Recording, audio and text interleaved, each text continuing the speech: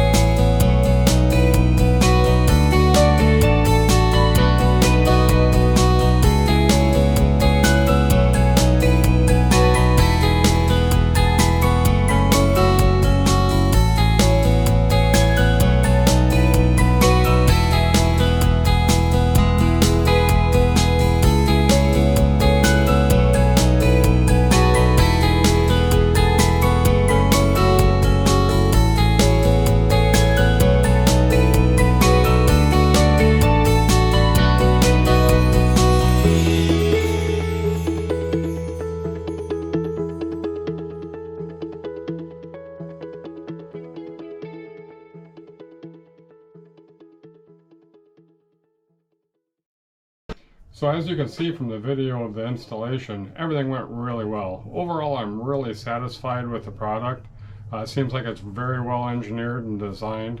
There's no splicing into the existing wiring harness of the Tesla, so you don't have to cut any wires. It's all basically plug and play. This is completely reversible, so if you ended up selling it or selling your Model 3 and didn't want to sell the power frunk along with it, it's very easy to put the original hood shocks back in it. It works well with the Tesla app. So when you go into your app, you're going to hit open. It'll open the frunk.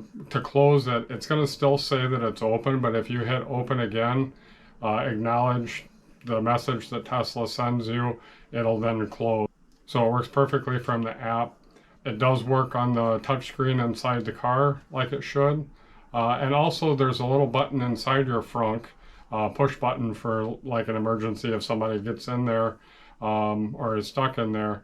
You can push that button and it will close your Frunk. So if you have groceries or what have you, you can put your groceries in there. Rather than pull your phone out or go inside to close it, you can just push that button and the Frunk will close just as it should. So overall, I'm really impressed with it. I like the way that it installed. I like the quality of it.